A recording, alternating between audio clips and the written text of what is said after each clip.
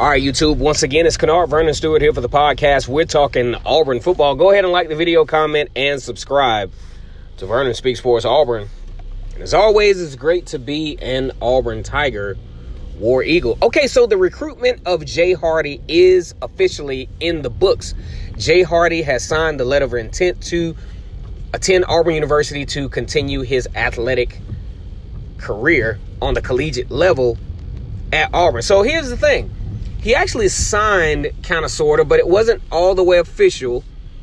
But what he was going to do, from what he was saying, what he was going to do is actually sign on February, signing day, make this big to-do about it. But he was like, forget it. Let me go ahead and get it done. Now he's an Auburn Tiger. Now he's a part of the 2020 recruiting class, which includes a lot of talented defensive players.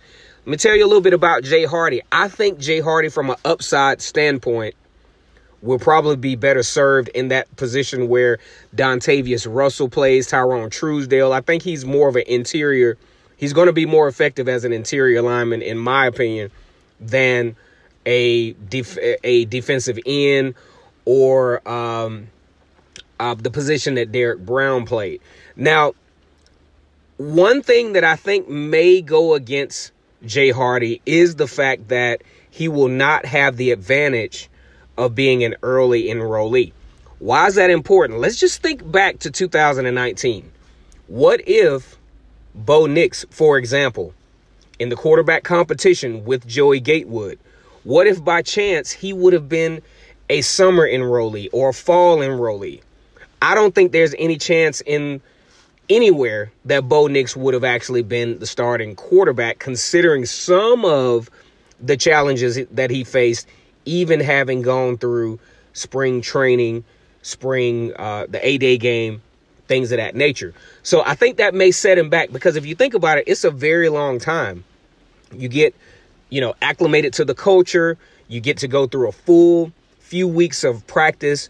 Then you get to practice some in the summer, and then you get all those reps that gives you a competitive edge going into the fall camp, but he will not enroll until this fall.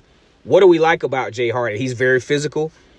He's very rangy, kind of, sort of, especially in between the guard and tackle. Outside of the tackle box, I'm not saying he's ineffective, but I really like him from an interior standpoint. He's definitely, at worst, is going to be able to provide a lot of depth for this defensive line. And that means, Rodney Garner is going to be able to continue to be able to rotate linemen out.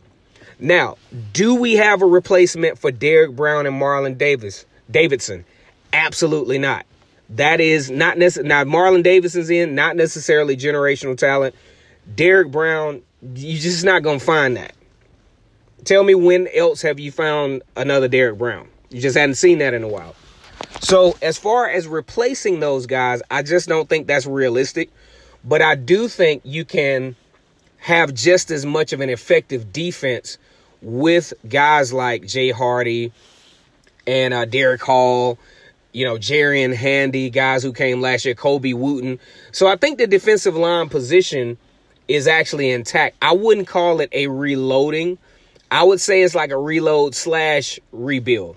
You know what I'm saying? Because you just can't replace guys like Marlon Davidson and Derek Brown. It's just not happening.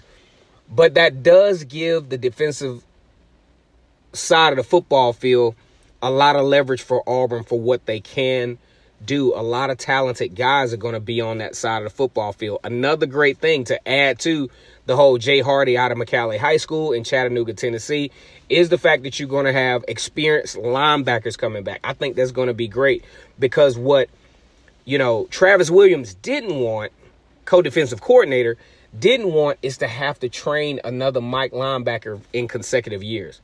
That was going to be pretty tough. All right, guys, Jay Hardy finally commits to Auburn. I was a little iffy on it, but I had a little inside scoop, a little bird that told me that Jay Hardy probably was going to come to Auburn.